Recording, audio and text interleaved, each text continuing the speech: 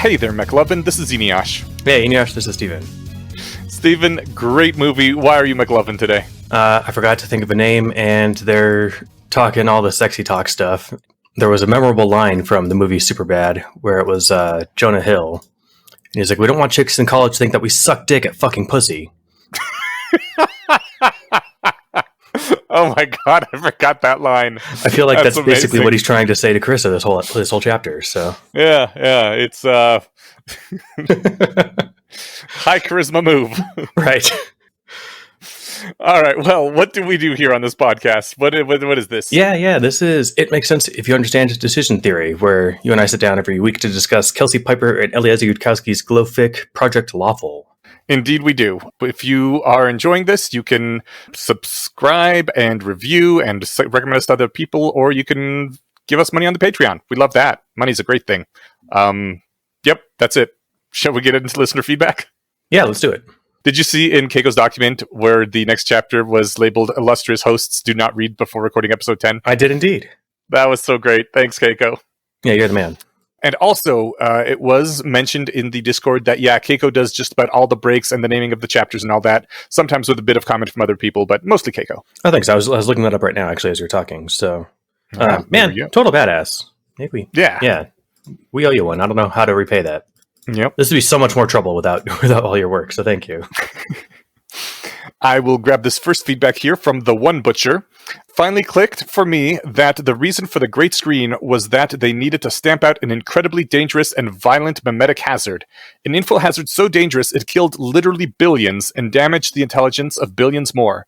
It was called religion and caused the true death of billions by convincing them that they didn't need cryonics. That's a fun idea. I think in a world of Meade and Yudkowsky's, though, religion would not be very convincing, right? That's sort of my thing. Is we're doing away with it here on our Earth, and we're a bunch of mouth breathing morons compared to the Dothalanians, right? I disagree that we're doing away with it. I think it's evolving into other forms now instead of going away, which is unfortunate. That's true, but the nuns in those polls keep going up over the years.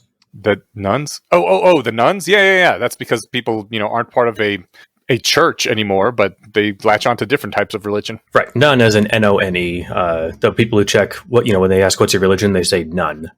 When you said nuns in polls, I literally thought both the wrong homonyms for those words, and I imagined a Catholic nun climbing a flagpole for some reason. I thought you were going to say stripper nuns, but close enough. Oh, okay. That would have been better.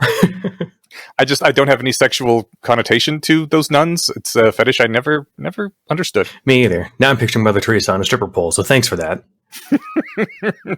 You're welcome. Damn it. Let's, you want to hit this next one by Chumich? I was going to say the other butcher, or the second butcher, because the first one's the one, but yeah. Zumik, or however, sorry. Consider Voldemort. Voldemort is evil, yet he is very annoyed by the, quote, lawless mess that is magical Britain. He would like if the beings in it stood taller, smarter, clarified, and free, but not because he's good, just because he hates being surrounded by idiots. That is a persuasive point. Yeah, I like it too. I'm still thinking that Carissa is Hermione as raised by Voldemort, but this is a darn good point that maybe, lawfulness is could push one towards being more making things less of a mess rather than just goodness. Yeah, the differentiator between good and evil on that is do you want people to stand taller and more clarified and free for their own sake or for yours? Yes. If it's just for yours because you got sick of, all these morons, then, you stand in line with Voldemort, but Dumbledore wants the same thing, right? Yeah, but I'm reminded of Harry's statement that being used in a way that makes you better is what it means to be used by a friend. Yeah, that might have been Voldemort talking. I think Draco's reply was even I know that's not how it works. Well, poop. I can't. Yeah, that may be true. Well, it's a good debate. It is.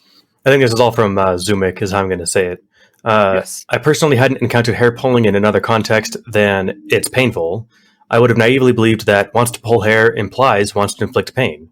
Yeah, I found that interesting. I guess either that's a cultural divide or maybe someone who's still pretty young.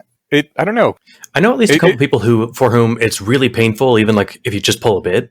Yeah, there's some people that don't like it, and you don't do it with them. And so if that's if that's the kind of people you've been with or whatever, and they don't like it and you don't like it, then that's kind of like all the data points you really need to think, oh, people don't like this. Yeah. But it strikes me as if someone had never heard that about hair pulling in a sexual context that is fun, then might be like either inexperienced or a very different culture that is more sexually repressed. Could be.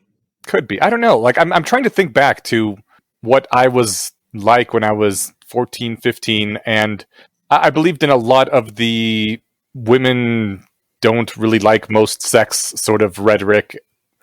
You know the stuff that you're taught when you're a kid, right? Well, and yeah, the stuff that's reinforced a bit as an adult too. Yeah. And I'm trying to think of like other contexts that I've seen hair pulling. In a lot of pornography, it doesn't look comfortable. Even if you're not very sheltered, it's reasonable to think that, oh, this is because the person pulling the hair is an asshole. I guess I don't watch that porn. I don't see a lot of it, but I'm trying to think of where I've seen it outside of like personal life. Okay, yeah. I'm not going to read too much into Zumik's background on that, other than interesting perspective. I'm glad to see it's vindicated outside of just Keltham. All right, and finally, Zumich says we got confirmation that Keltham is not a virgin. Yeah, boy. He paid for sex 6 times and was paid for sex twice. Presumably, there were also some times when no one had to resort to bribery. To be fair, he never had sex with a non-Dathalani, so he is a virgin in that sense. The wormhole loophole. Damn it, Steven. You know exactly what that triggered in my head. Yes. I wonder why he has paid for sex. Like, if he was annoying somebody and sex is like just free trade, they could be like, look, if I blow you, will you go away? I seriously doubt that was it. I think probably just someone was like, this Keltham guy, I want to see what sex with him is like. And he was like, I'm not really into it. And they're like, would you be into it for $100? And he's like, yeah, okay, I guess for $100. Well, $5 is $5. I mean, I assume he would be at least not repulsed by the idea. He does give off what reads to us like virgin vibes, and maybe that's just because sex on Dathalan is so suppressed and so different. I'm getting more and more the impression that people on Dathalan are horribly repressed and might be much more like Keltham, where they do a lot of really kinky shit and nobody ever talks about it. Yeah, I'm guessing that Dathalan has, like, in its whatever universe that there's more writing of it in, like, has its own set of cool problems. Just because it would be boring setting if they were all like, yep, we solved alignment 300 years ago and everything's great now, right? Mm-hmm. So, I mean, it's definitely got, like, let's take some Yudkowskian tendencies, turn them up to 11, and then see how things could go awry. That strikes me as what's going on there. Yeah. But he feels like maybe it's just because he's interacting with Earth typical girls, and in Dathalan he might be giving off like serious Chad vibes. But the way he interacts with girls that are more 100 IQ style and have Earth culture norms very much feels awkward. And feeling awkward around girls is basically what virgin vibes come off as, right? Yeah, it's funny because he has all the charisma of a total Chad, right? But he talks like somebody who just talks the talk. But hey, he's apparently walked the walk. So, and again, this was judgment free. This is me just guessing that he was going to eventually come out and say, this was actually my first time. But no, I guess not. Good for him. Makes me wonder if, like, fucking Ben Franklin, if he showed up in China, would be giving off major virgin vibes instead of, I fucked the Queen's sister vibes. Probably right up until he attended his first sex party. Right? That guy fucked. Yeah, yes, he did. There was a bit of back and forth in the Discord about what counts as sadism and what does not, because you and me were very much on the, they're talking about hair pulling like it's a big thing that seems really cute. I guess my comment on this is just, I think really mild and common things like hair biting and back scratching are so common that they don't trigger the S&M kink category in my brain. Does a person have X or Y personality trait or psychopathology? Well, if they check 4 of these 9 boxes, then yes, right? I think you would have to be at least one standard deviation away from the median for it to start being something that someone would call you. Yeah, that makes sense. And I don't know how far one standard deviation on sadism is, what that means, but I think it's probably more than hair pulling. I think you're probably right. Unless, like you said, it's, the grabbing the hair and violently shaking them around the room, which is more than just hair pulling in a sex sense. Right. All right, let's get into the content. Let's do it. Before she gets into hair pulling, she's still just salivating over the prospect of getting one of those intelligence boosting headbands. Mm-hmm. And the line here, Carissa needs to be smarter, and not for the first time in the last 3 hours is really terrified that she will not live to acquire the headband that'll do it. Her obsession with it is kind of fun, and I like that the priest calls it out as well. I think I'd probably be as obsessed with these things if they existed the moment I learned that they were around. In fact, I bought one of the first, maybe the first commercially available line of transcranial direct current stimulation units. Ooh, how did it work? It was not the magic brain boost that it was marketed as. Oh. The thing is, this wasn't even marketed that way. I remember reading like somewhat scholarly reports of people's experiences with them that weren't from like this sales website. This was like before I even found that they were for sale. It was meh. I mean, I didn't notice like any huge boon when I had it on. And I used it a ton, but over the last, I got it when I was like 20. But anyway, it's funny because like, you know, she says she wants to be smarter and that she wants this headband. Like there are other ways to get smarter, right? She's learning techniques now to be smarter. Yeah, but this is just like a direct boost to raw intelligence. That's pretty fucking epic. Oh yeah, no, I agree. But it's like, I think that she's visualizing it like it's the kind of thing that she thinks, oh, I'll finally be there when I have it. Like that's what, you know, then I'll have made it. It's like people chasing happiness, right? Okay, maybe. I mean, she wants it really, really badly, but I think she wants it for instrumental reasons rather than because she thinks it'll make her happy. I think you're probably right. I mean, I really wanted whatever Tears of the Kingdom when it came out. But yeah, that was more of like, it was instrumental to my happiness. But yeah. Oh, go ahead. Nope. Oh, me? You? Go ahead. Okay.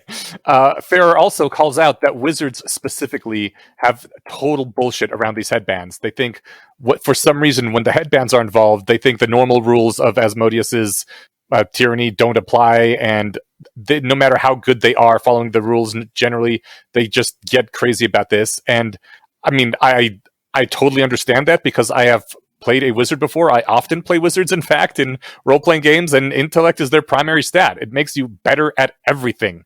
That is all you want. If you can get a raw boost to intellect like that, that is huge. I am not at all surprised that they would be absolutely addicted and think that the normal rules don't matter and treat it more like when someone's like, okay, I'm going to take your child away now. You're like, my child? No, fuck you. Everything else I'm on board with, but you don't get to take my child. Yeah. Picture like Harry's attachment to his time turner times 5, and I think that actually makes sense. Because like you said, int is the base stat for wizardry. Yeah. And they're going to just be more powerful with it, and presumably, you know, beyond mere magic prowess. Mm-hmm. So, yeah, super into it. Yeah. Speaking of Farrer, Mylol, I don't know how to pronounce the names. I called him Priest Guy in my notes until I saw that you put in his actual name in the show notes, so I changed online to Farrer. Okay. Well, Farrer is the headest priest that we have met so far, level 4 priest here, and he has a face cast.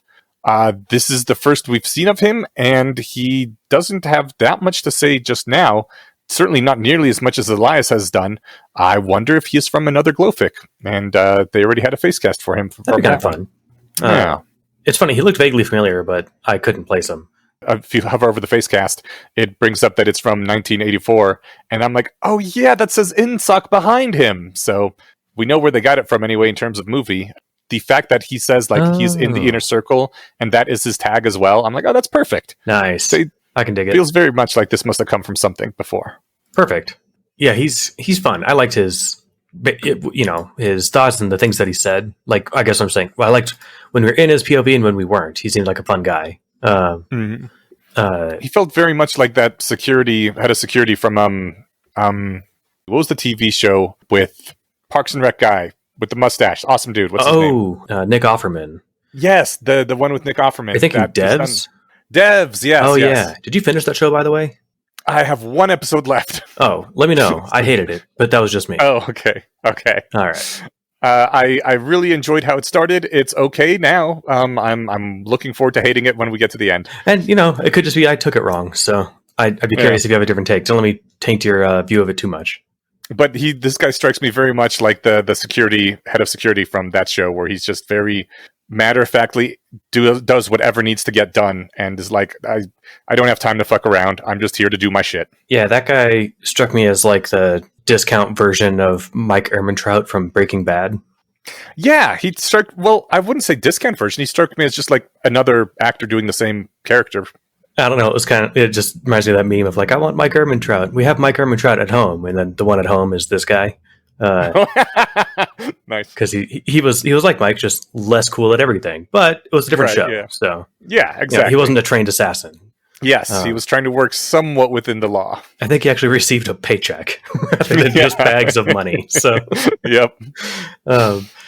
But Farrer, it's interesting. I think we see the difference between like him and the High Priestess. He's trying to, so this is who Carissa goes to for counseling, because she was having that crisis of faith / confusion in the previous episode. And he's thinking his second thought is about a distinction he was warned about, that they've been instructed to prioritize Savar as if she were Asmodeus' own fourth circle cleric, not to answer as if she were one.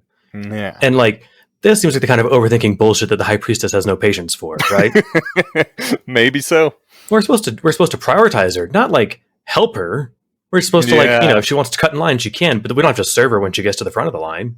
Right. It's like, no, man, that's implied, I think, I think so too, but I think he's also thinking she does not have the knowledge, the background that you would get normally going through circles 1 through 3 as a cleric. So maybe that's what he means, that he has to take that into account and not answer her exactly as if she has all that other knowledge and clearances.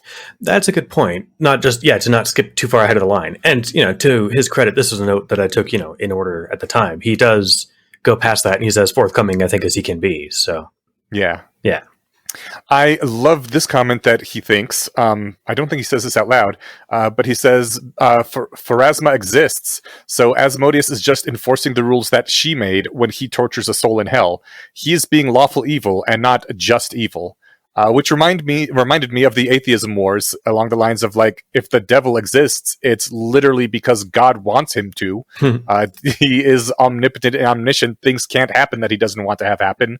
Like, everything is ultimately boils down to what God wants, and Pharasma is the god of this universe. She created it, and everyone that is tortured in hell because she ultimately wanted that to happen. It's a darn good point, and I guess maybe a particularly Asmodean way of thinking about it, but I am having a hard time arguing with them that they are not subjected to a tyranny that she has birthed. Yeah, I don't know a lot about her lore. I'm assuming she's more constrained than Yahweh, or she wouldn't need all these sub-gods. But he does say this out loud. He's trying to explain to her like the difference between, here's what you were taught in school. Here's the real business. And the real deal is like, he does it.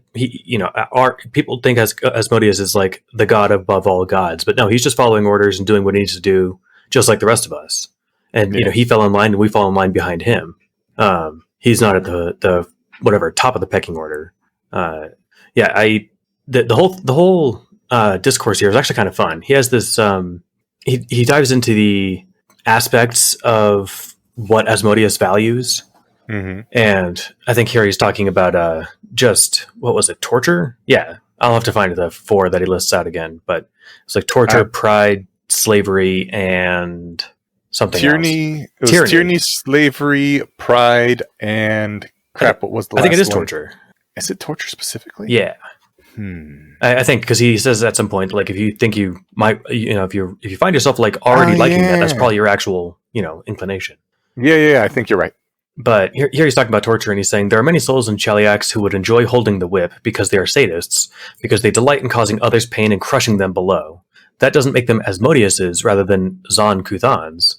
But some souls in Cheliax enjoy holding the whip more when they're doing it to enforce the rules. You might even say that they need to be there.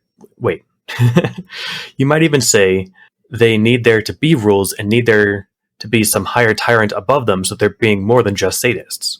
If those souls have enough potential to be worth empowering, Asmodeus chooses them for his own, to be his cleric, and grants them in his domain of tyranny. Oh yeah, no, that's tyranny, not torture. It was tyranny, slavery, pride, and this thing they called compacts, which is not the same thing as yeah. contracts. Yeah.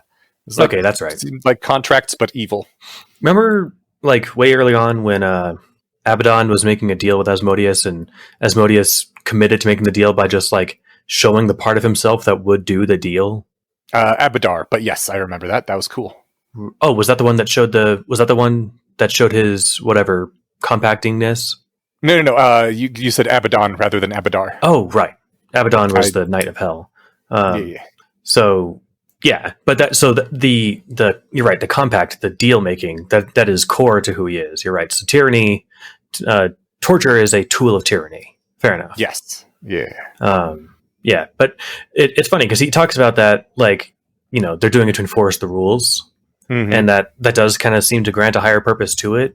And that's all well and good, but even the high priestess said she was going to go home and set people on fire just for stress relief. That's right? true. She's not enforcing any rules.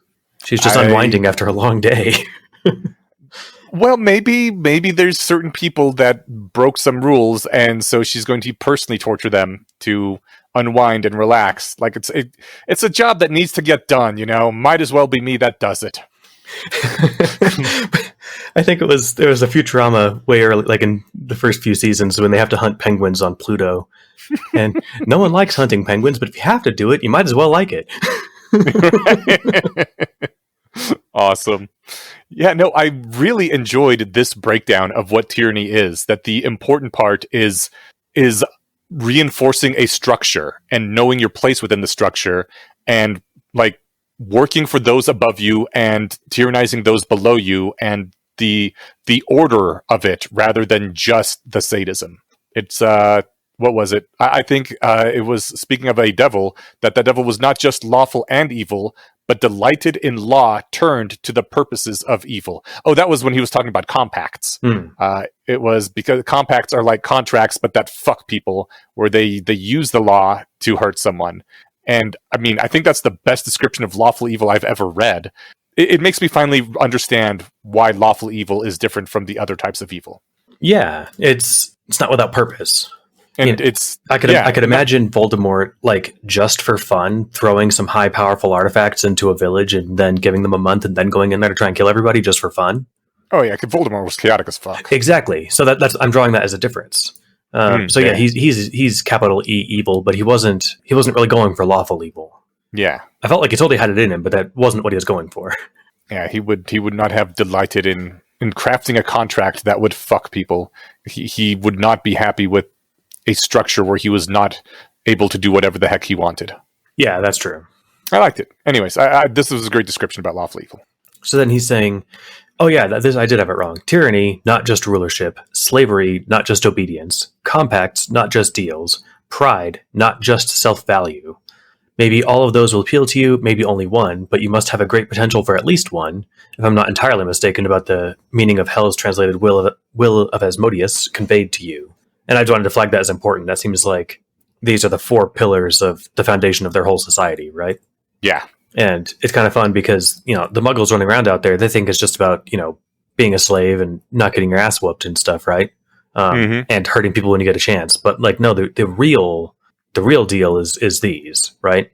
Yeah. And I like that it emphasizes, you know, not just this, not just that. He's trying to say these are, in fact, well, I guess they're all the beginnings of sentences, but they're all capital T, capital S, you know? They probably would be even if he wasn't starting a sentence with them. But yeah, exactly. Yeah. It was a good summary of the pillars, and we needed to pull it out for that reason. Yeah. Speaking of, I don't have any particular note that pulls this out because it was more of a vibe, a Carissa vibe, rather than any one specific thing. But as we were reading, did you get the feeling that her thing is slavery? That is like what she's really into? I think so. I think he says the same thing, actually. Okay, yeah, because she gives off strong Hermione vibes, and Hermione also was very much into being obedient and deferential to authority, I think. Maybe not necessarily slavery, but I think that also works very well for Carissa, because if Keltham is the dom sadist type, then for her being the slave sub masochist type would just be kind of, you know, perfect, and it will be true love for sure. Oh, that's interesting. I didn't put it together that way. I pictured her as a slaver or not a slavey. I think of her as a slavey. I think, well, it actually makes sense, because he says that if it seems stupidly obvious to you that slavery is the way to go, Savar, that's not unsuggestive of an aptitude for it. Yeah, I mean, that's what he thinks of slavery. He thinks of the slave masters, but then he specifically gives her the story about the cleric, well, not the cleric, the bed slave who was a total sub, and Asmodeus was like, this is the best sub I've ever seen. He is now a cleric. Yeah, and so this is something that they don't tell the general populace. I think they don't even tell it to lower level clerics because it's too confusing. They think about. I'm assuming that when they think of slaves or slavery, they think of being slavers, right? Yeah, and so he gives this example of some guy who was bed slave to some noble, and then he gets clericked, and everybody loses their shit. And I thought that it was like, oh, okay, presumably demonstrating that being good on the receiving end of things that Asmodeus cares about is important to him too, not just giving it, right?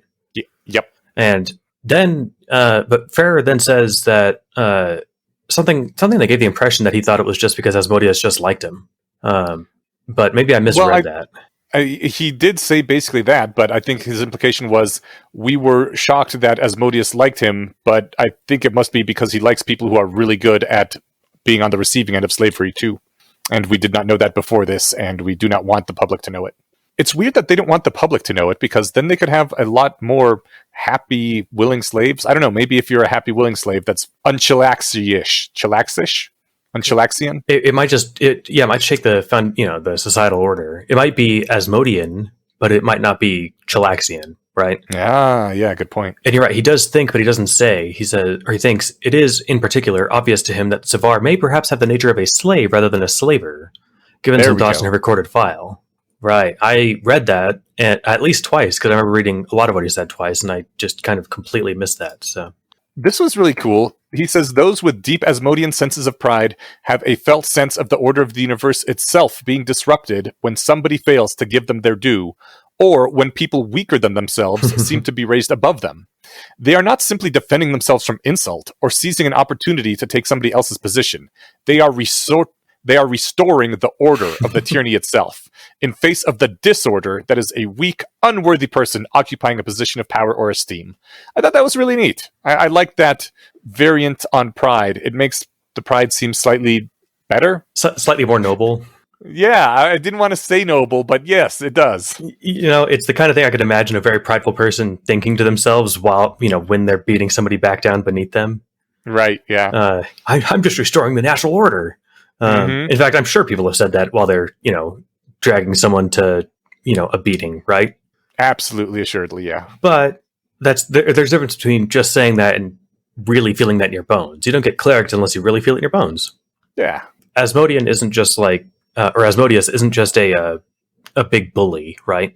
Who at least keeps his word, which is kind of how I was modeling him before. He's evil as all hell, but he's nuanced. Yeah. I think, honestly, because these are all gods, I bet every single one of them can make their thing seem noble and awesome. Like, if we were to read Eliezer and Kelsey going on about the chaotic evil god of just rampant random destruction, there would be some way that it would be like, this is the noble fruition of what nature actually should be, or something, something that would be like, oh yeah, that's awesome. Only through unpredictable adversity can true strength, arise or something, right? Yeah, sure, that would work. There's always some spin, and it is cool because it adds depth to these things. They're not one dimensional. Yeah, and I like those sorts of noble feelings that are the domain of many religions, where sure you're doing a thing, but you make it feel really cool and altruistic and higher purpose when you're doing it. Right. Okay, so Carissa, she's saying what she's trying to figure herself out. What is she interested in Asmodeanism that makes her different from the Axumites? And she says, I'm not pointed in thinking children should decide whether they go to school or spend all day lounging around eating sweets. And I know we're all children. Chaos, liberalism, non-lawfulness is just letting the kids do whatever. And we're all kids, which is why we need to be told to do things we don't want to do and maybe punished if we don't do the things that we need to do, just like children are. And Farrer says, it seems stupidly obvious to you that slavery is the way to go. which is his interpretation of if kids are doing things that are bad for them, you force them to do things that are good for them, like go to school. I personally love that school specifically in right here is called out as a manifestation of slavery. I applaud that, and I probably shouldn't be applauding things that Asmodean clerics say, but yeah, fuck school, fuck that slavery bullshit. Seconded, but I'll just mention that school in Cheliax is way worse than school here. Well, School here might suck, but yeah, no one's getting set on fire for answering the question wrong. that's true. Although Yeah, they might get ridiculed, even by the teacher. So yeah, but being set on fire, I think, is just objectively worse. oh, true. But since you can't get away with that, I'm just saying what the corollary modern day America would be. Right on. Carissa is talking about Keltham and how freaking amazing he is at drawing inferences. She says that Keltham inferred that no one would indicate how they felt during sex by looking distressed if they did not like what was being done to them. He automatically assumed that we wouldn't want that, and concluded instead that we must have some complicated way of communicating that information. I was uncertain whether to make one up or to try to explain to him that normal people don't just worry very much if their sex partners are invisibly distressed. Which, first of all, ew, but second of all, I'm really glad this was spelled out, because I completely missed that. Did you miss that in the last reading? She kind of ran off in a hurry. I think it was there, and I just skimmed past it because it was the last few sentences. But yeah, I mean, if we both can't remember it, it might not have been there. So maybe it was right at the very end, so for whatever reason I missed it. But I did not pick that up at all, so I'm glad that Carissa laid it out a second time. Oh yeah, totally. Yeah. So yes, Keltham is worried that he won't be able to tell when people are in distress when they're having sex, and that is why he was turning down Carissa, because he was like, "Look, I'm worried that if you're in distress, I won't be able to tell." Right, and she was just stuck trying to think of like, look, no one here gives a shit if you're uncomfortable or if people are uncomfortable about that. Yeah, but she's like, oh, that's an evil thing, and that'll weird him out. Better think of a spin on this. Right? Yeah, and she couldn't sufficiently model a good person how they would explain the behavior that he's observed. So then she says, I'm separately worried that if I sleep with him, which I really like to, and then later explain the thing where some people solve the inference problem by simply not caring how the other party is doing, then he won't endorse having sex with me without knowing that. I like that because it was like almost a good thought, but she's concerned with her own future benefit from being near him, not like how he's doing for his own sake. I mean, maybe she does secretly have this thing where she's secretly good but can't admit to it, so I mean, the one big piece of evidence that we have for that is that she seems to think that it's unfair that women all over the planet get the shit end of the stick, right? I don't think it's just that. I think basically everything we've seen about her makes me think that she's secretly good. She's talked about torturing people and not pulling her punches. Reasons, because she wants to get better at being evil. Sure. I mean, I don't know if I'm not a D&D expert, but I feel like that a good person wouldn't do that. Wouldn't try their best to be super evil. That's just because she's such a good person. She's always trying her best to be evil. And maybe if she was more evil, she wouldn't have to try so hard. Yeah. So could be. Going back to the tyranny thing, the Asmodean style of tyranny is not about spreading around responsibility so nobody seems to be at fault for making bad decisions. Those are weak tyrannies. There must be a single decision maker on point, as is both efficient and Asmodean. That's relatively admirable, Like, at least, if you fuck up, you are held accountable for it, and you get the good parts of a tyranny instead of just the bad parts. Yeah, I think there's pros and cons to that. It's definitely, I like where somebody's at fault and they can't say, well, it was a group decision. Nobody really pulled the trigger on it, and just him and Ha when things go bad. Yeah. On the other hand, sometimes things should be group decisions, but then maybe it's like, the person in charge can choose to consult the group or not, but they're going to make the call, right? Right. AKA the party leader.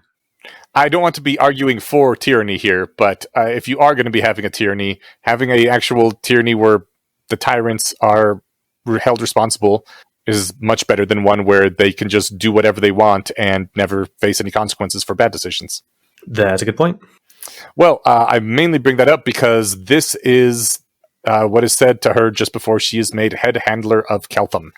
She is read in on all the secrets they know about him, and she is now told, hey, you're the person who makes decisions about Keltham.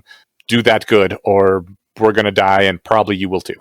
Yeah, he was trying to decide if it was going to be Elias or her. And Elias, when he's like asked, how do you explain Keltham's behavior? And he's like, he's just insane. And Yeah. it's like, okay, since I'm pretty sure that's not the case, it means that you're not modeling correctly. At least Carissa knows she's confused. Mm-hmm. Yeah, I liked that. I loved his.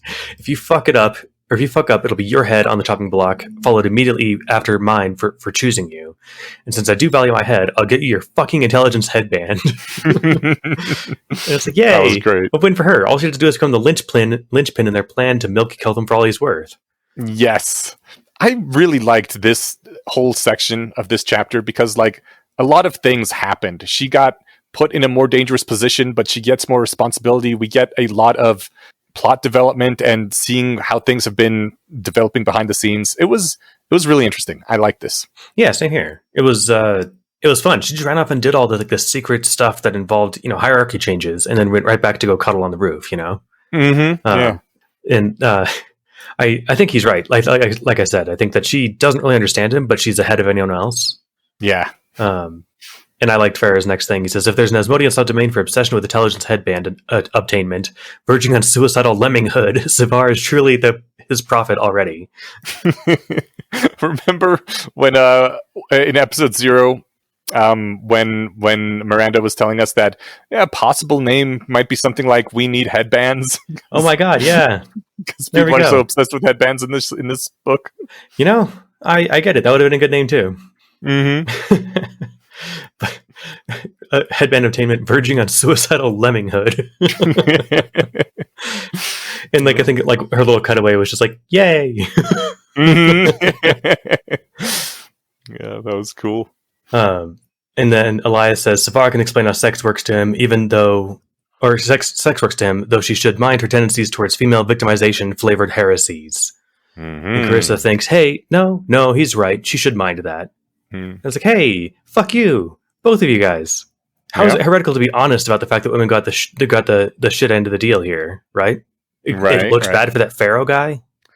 Well, no, because the heresy is against Asmodeanism, and the Pharaoh is not an Asmodean. Oh, I know, but I'm just trying to think of maybe they like that he had slaves or something, right? But it doesn't. This seems like it'd be heretical to say, that Ptolemons has a lot of good points, right? That sounds like heresy, and that's a truth, right? But this is your female victimization flavored heresies. I mean, we don't know which heresies specifically they are, since he's talking about this general category of heresies, but we can kind of imagine, right?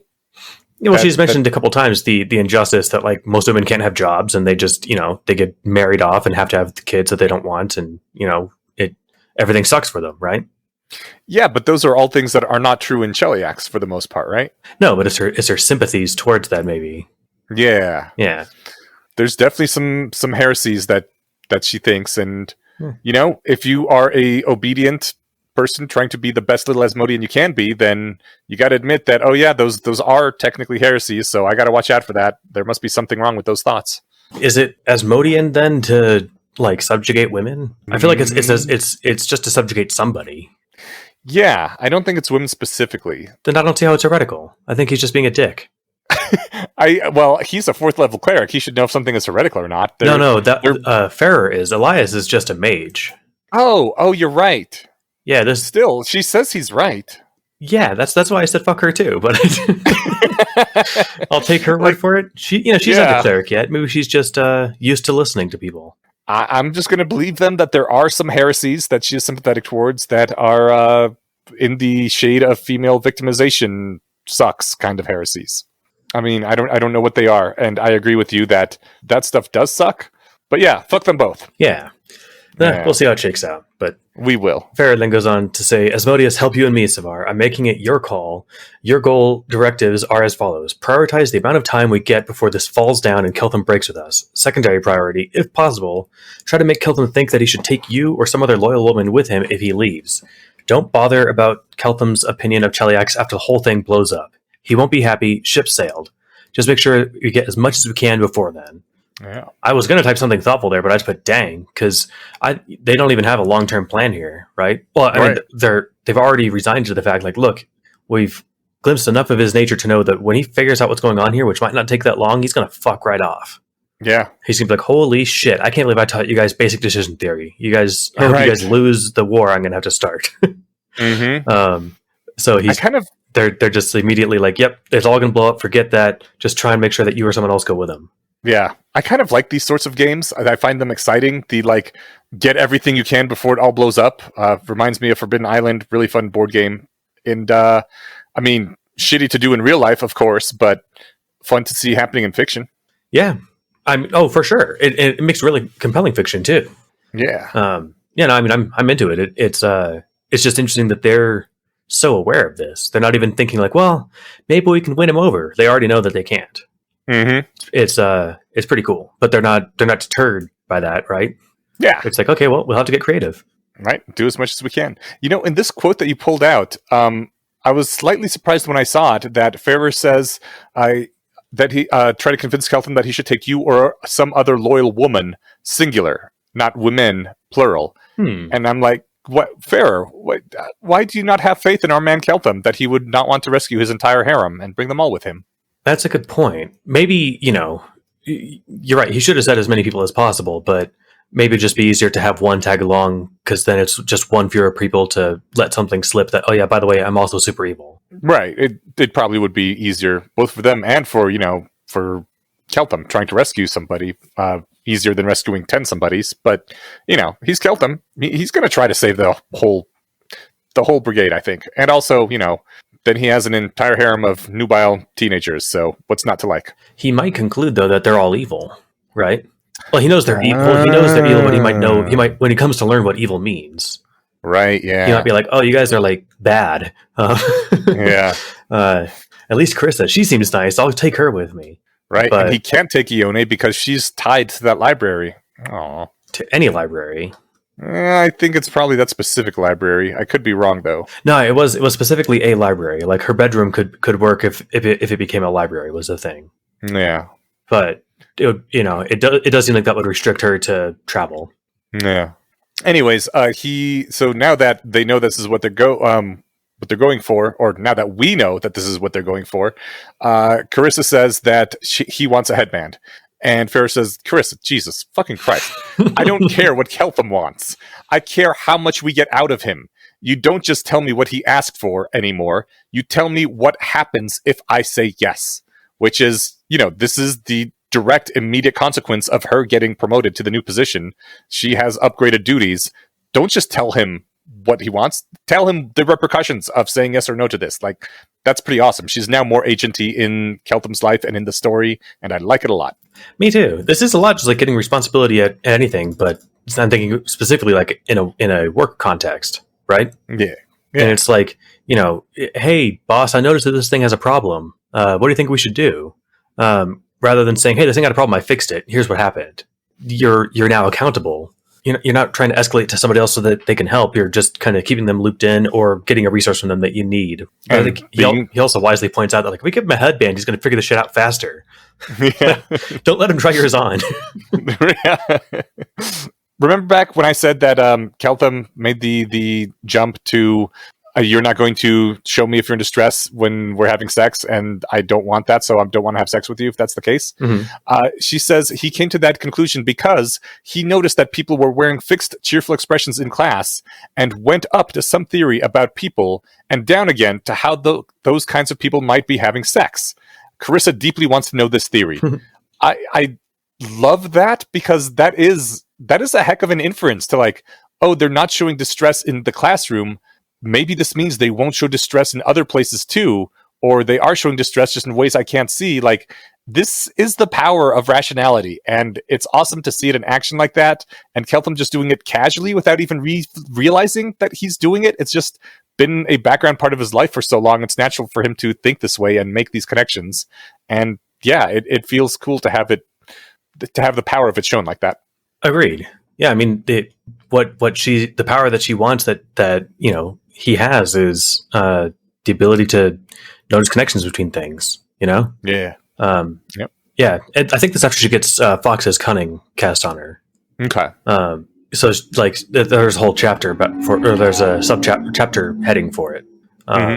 And so she's thinking like, I want to be able to think like him. So she's trying to run through like what she knows, and he's surprised Baclarian. He's missing something. He he underadjusts or overadjusts or adjusts along completely wrong dimensions, but he's notably much less wrong than he was a day ago already.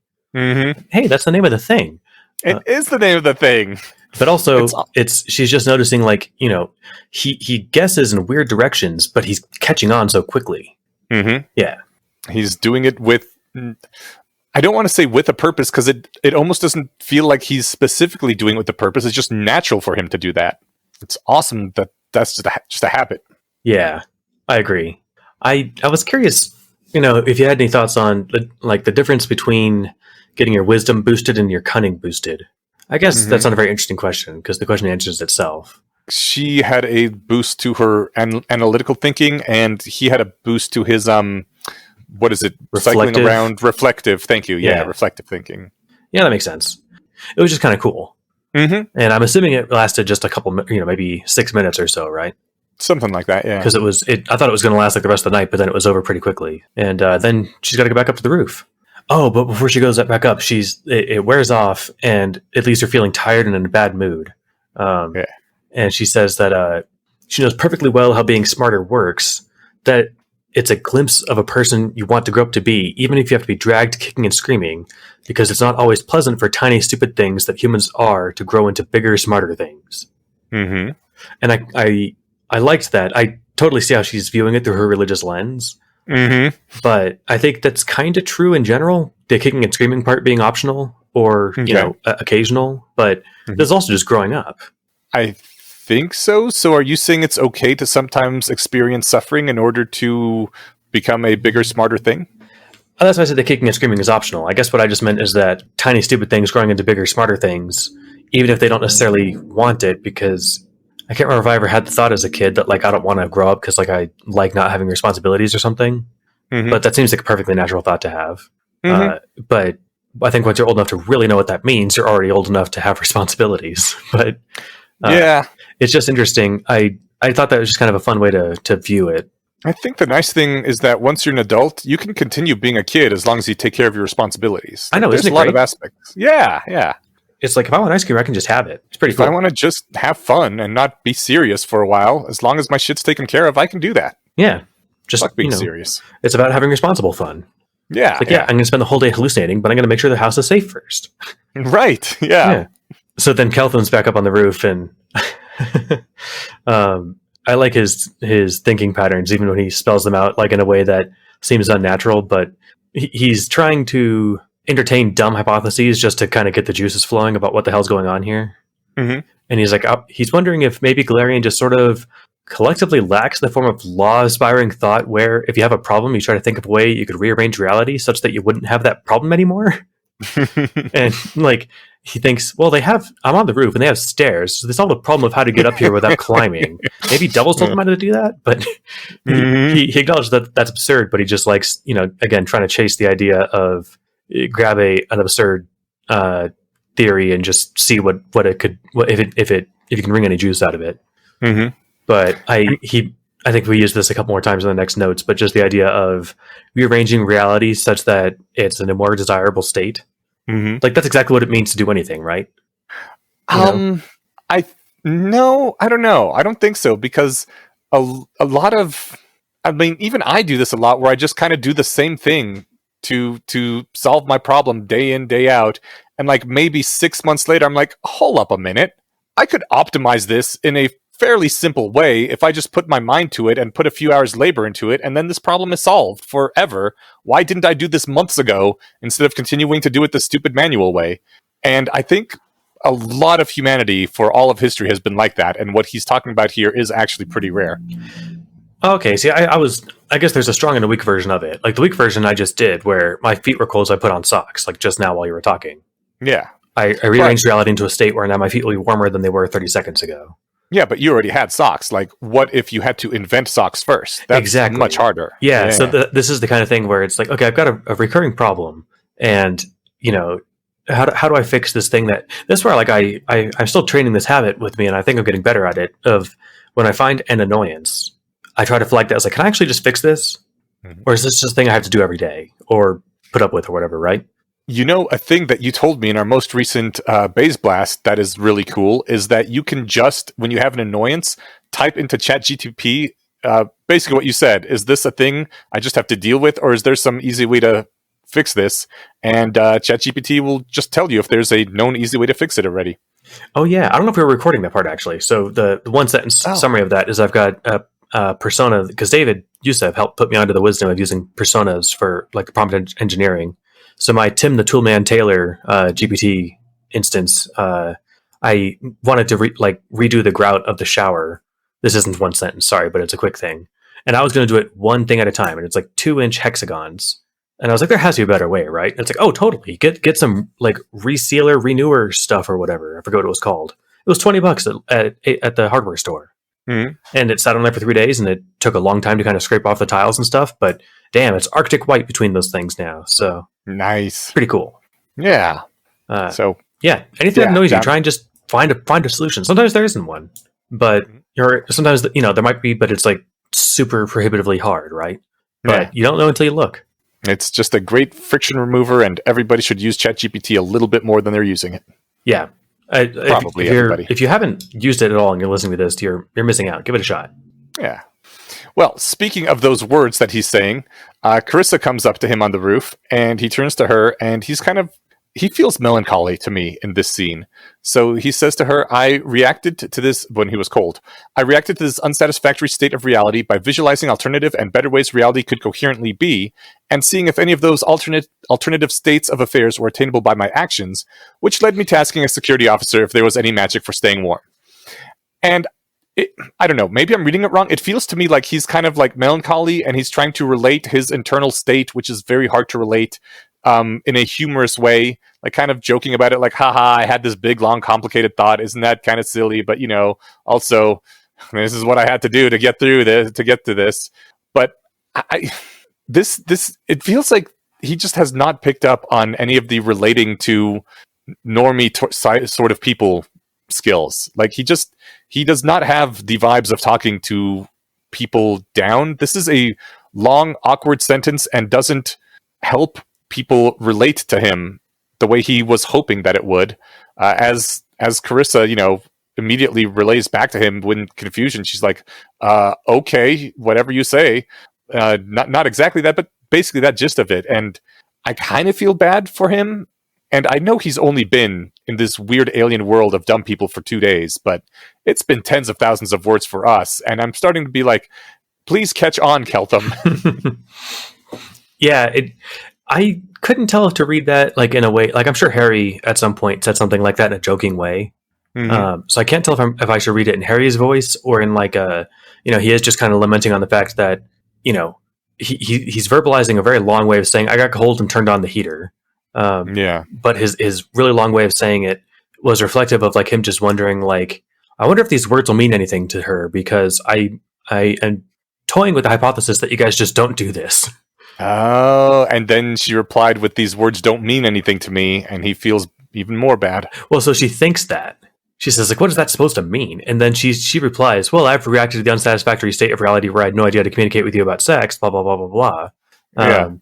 So she reiterates the same sort of thing, but he's kind of right that the thing is, they are doing that, right? And what she says is true too. Like she did the same thing, the same thought process that led him to seek more heat.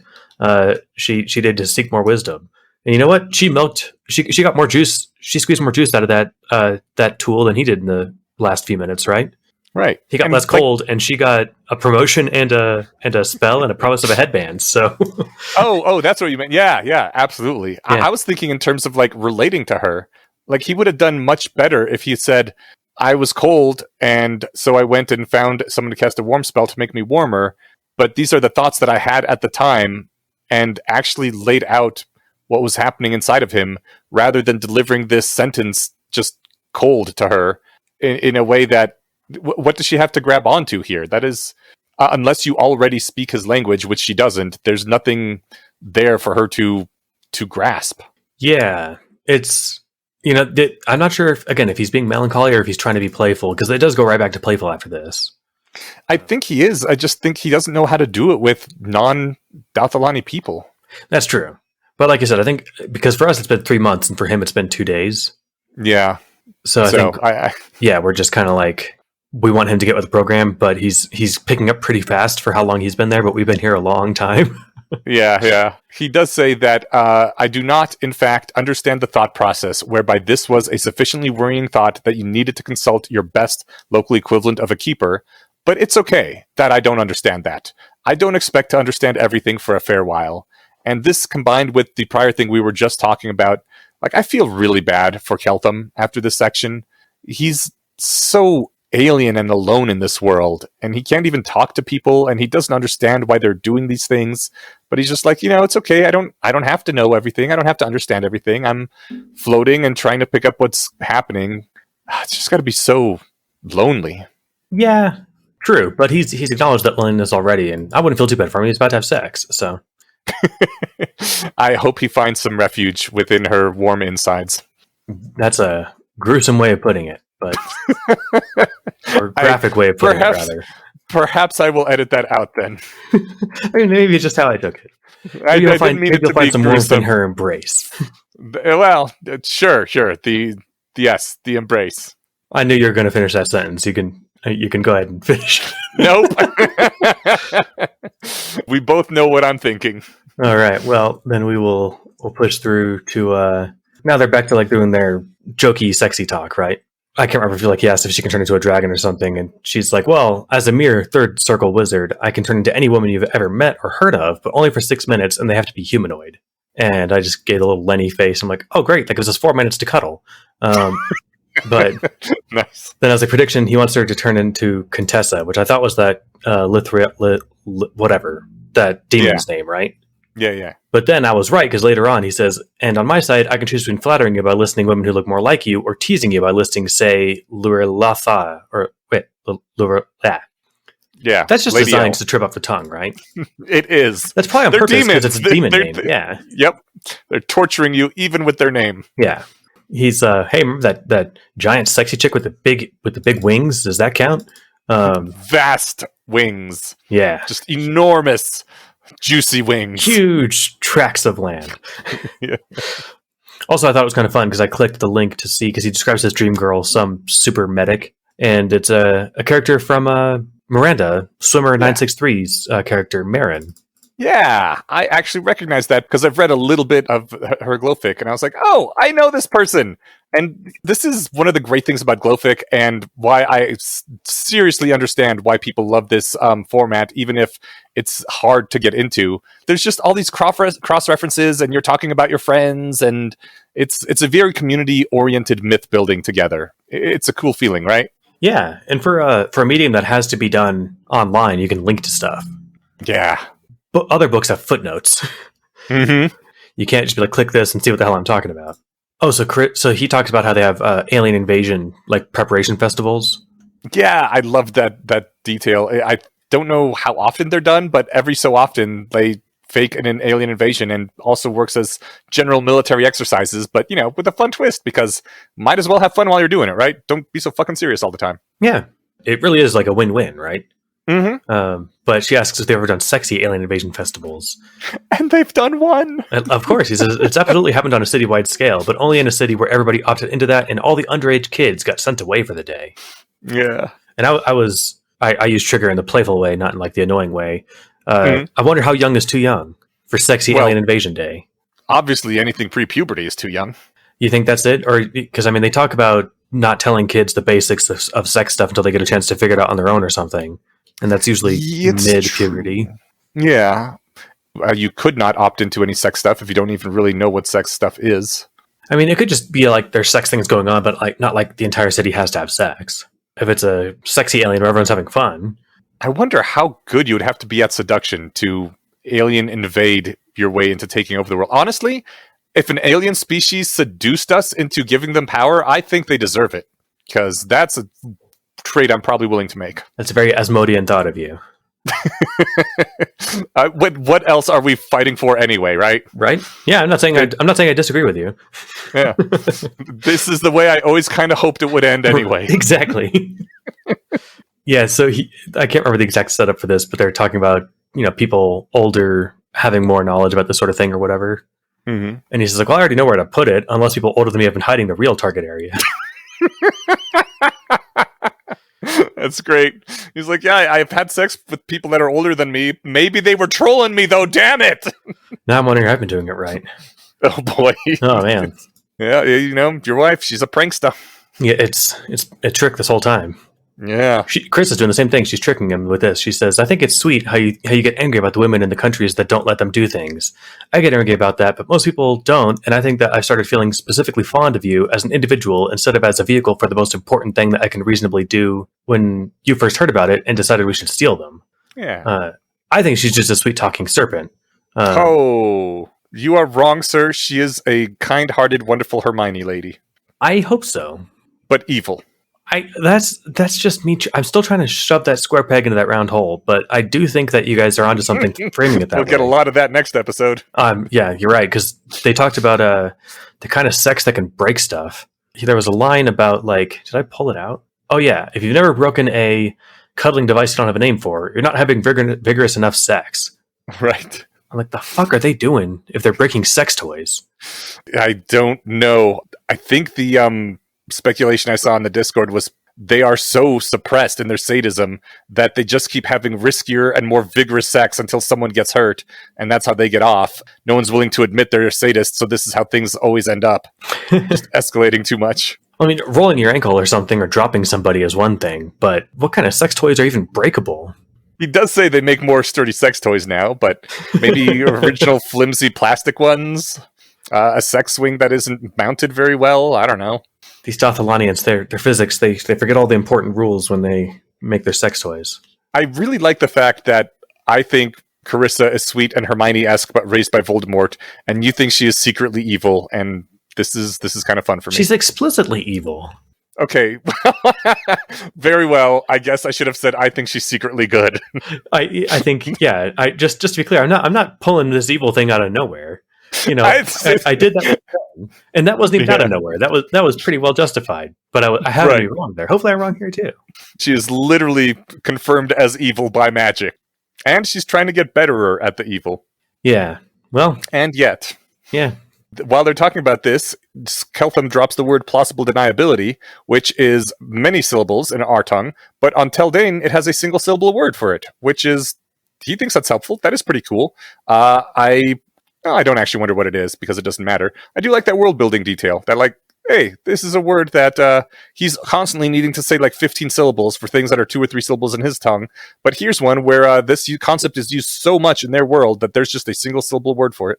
Yeah, he thinks that it's helpful, and he doesn't stop. I guess because right now he's actually deliberately directing his thoughts away from things that are distracting from fun sex stuff. Mm-hmm. But he doesn't think about the implication that they have plausible deniability as such a foundation to their thinking that it takes one syllable to think it. I think as soon as we saw that line, oh, it has a single syllable word for that it registered for him and he knows. There's a number of things that kind of were casually commented on, and I think we were just like, it's interesting that he didn't take notice of that, and then, you know, a chapter or two later, we learned that that's been in his model for the whole time since he noticed that, and we're like, oh, okay, he's just very casual about how smart he is, so I think he immediately grokked all the implications. Yeah, I think you're right. And like I said, there's one point earlier on where he says, nope, gonna derail that thinking because I'm thinking about fun stuff right now or something. So, yeah. Well, I mean, speaking about the derailing thing, though, oh my God. He says the thing about, I hope you don't turn out to be asexual. And then she goes, I don't know what that is. And then he gives an explanation. And I'm like, oh my God, go fuck. I am so frustrated by you guys constantly going back to talking about anything but fucking. Like, just get to the fucking monkey already. Also, isn't she demonstrably not? Not what? Not asexual?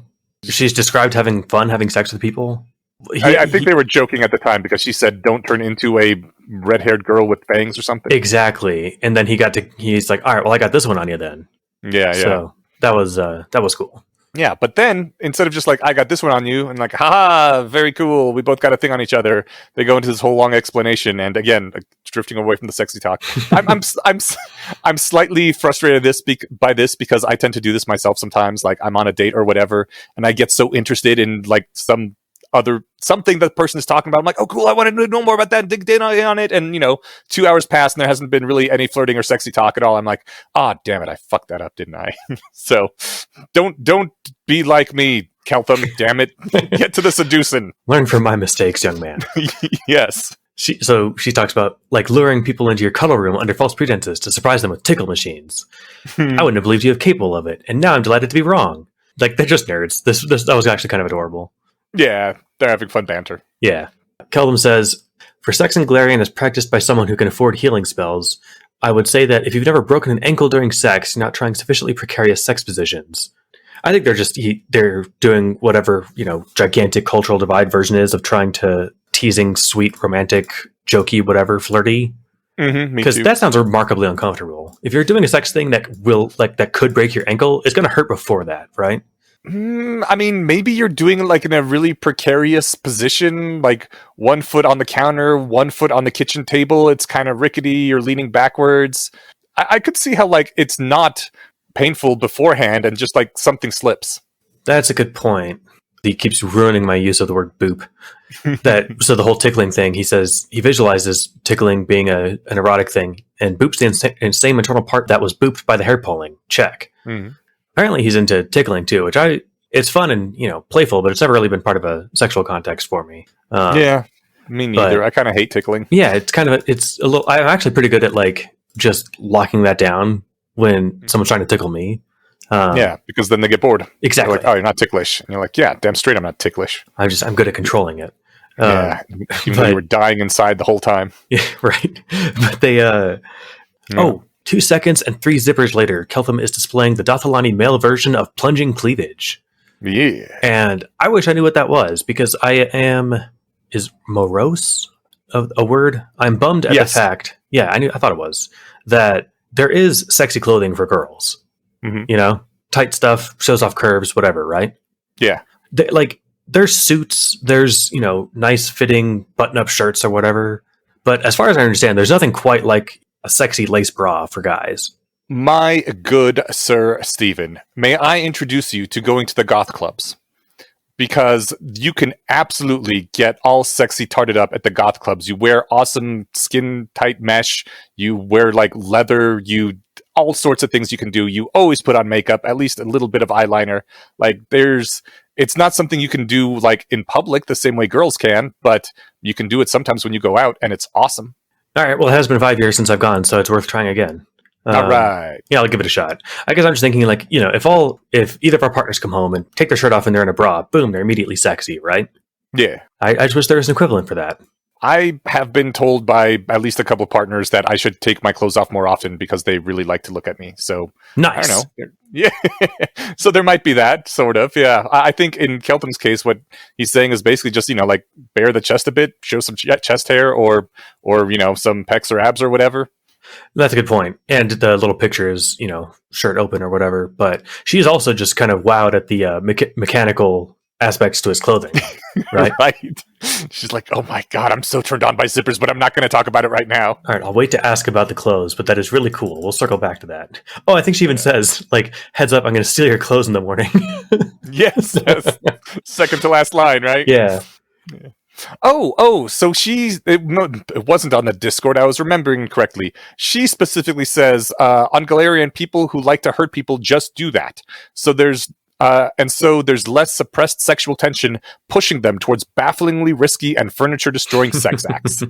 So yeah, she gets it, and I'm glad that she feels like she can say it out loud to Keltham and just be like, yeah, you're fucked up in this way. And that it means that they are close enough now that they can exchange those sorts of observations. Yeah, they're crossing that cultural divide. Yeah. Also, you mentioned that picture of him with like his shirt down, where he looks kind of ridiculous. Yeah, I was going to say, is it just me, or did Eliezer do the thing where he picks the most awkward, ridiculous picture he can? This is a discount version of the guy who played Elvis in the Elvis movie. Yeah, it is like anti-sexy, and I'm sure he could have found an actual sexy picture if he wanted to, and had to maybe go looking for this anti-sexy one. Maybe.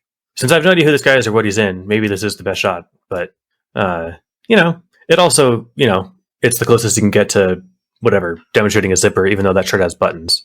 Right. And I really hope that I am not just have very different taste from most people, and I'm saying, oh my god, this guy looks ridiculous, when that's not the intention. But it is a anti-sexy face cast pick right there, right? I honestly don't like I don't think the guy is that attractive at all. Okay. So none of them are landing for me. I think and it's the faces and stuff, but a lot of them are kind of goofy expressions. Yeah. His serious face, his looking up face, like they're all kind of just weird little smirk faces. That's why I said I think he intentionally picked things that are just slightly off and awkward to emphasize how awkward and alien he is. Positive Intense 1 is a nice neutral face expression. Oh, here's a great one. What's this one? Smile. That's good. Okay, Enthusiasm. Yeah, so some of these, you're right. It's some of the, like, you're right. There's definitely a range, and it's got to be on purpose. Yeah. So yeah, right on. All right. That brings us to the end. They are going to be doing the kissy fun because she kisses him right at the very end here. I mean, finally? Yes. In his defense, he's only been there 2 days and he's already, hooking up with people. So, right. Again, it all has this weird undertone though. And that's kind of, it's part of the fun and part of the, like the fact that it's not fully awesome and enjoyable, right? Because there's these ulterior motives, there's subterfuge, which isn't something that you want during sex. In fact, she went off on a whole thing on how do I hide this better, right? Yeah. And it taints it in an interesting way, but it's all on purpose, right? Yeah. It's not like it's not all sweet and pure like when June and Fen hook up for the first time. Yeah. So it is what it is. I didn't take a lot of notes for this one. There, other than the sidebar with the priest, there wasn't like a lot of development to talk about. But I don't mind a shorter one. We've had 2-hour plus episodes for the last couple of weeks, so yeah, I'm happy with this too. I'm very happy to stop here and call it a good episode. Sounds good to me. So let's see here. We have our last sentence. He is pretty sure Chris's evil answer, especially under her current circumstances, is that if he just wants to snuggle, him just snuggling is fine. Interesting. The note that I got is the next segment. The reading is all of the thread. Kissing is not a human universal. There is a subthread for people that prefer no explicit content. A Safe for Work summary is titled, Safe for Work TLDR, Kissing is not a human universal. Sounds like we're definitely going to get some banging. I'm curious what form that's going to take. I assume there's going to be some penises involved and maybe a vagina. Thank you. I was pretty sure I was doing it right, but it's good to have someone agree with me. Well, you were worried that maybe you'd been being punked this whole time. Maybe they'll show us both up. But yeah. No, I'm more like just interested to see how they're going to, because one of the other things with this whole medium is, again, the collaborative dynamic, right? Mm-hmm. They're just playing off each other the whole time. Mm-hmm. And gotcha. I think that's kind of awesome. So it'll be cool to see. Again, I don't know if reading the sex scene is supposed to be exciting or whatever their goal is going to be with that. But just seeing how they play with that is going to be fun. I'm going to be disappointed if reading the sex scene is not sexually exciting. That's the point of explicit sex scenes.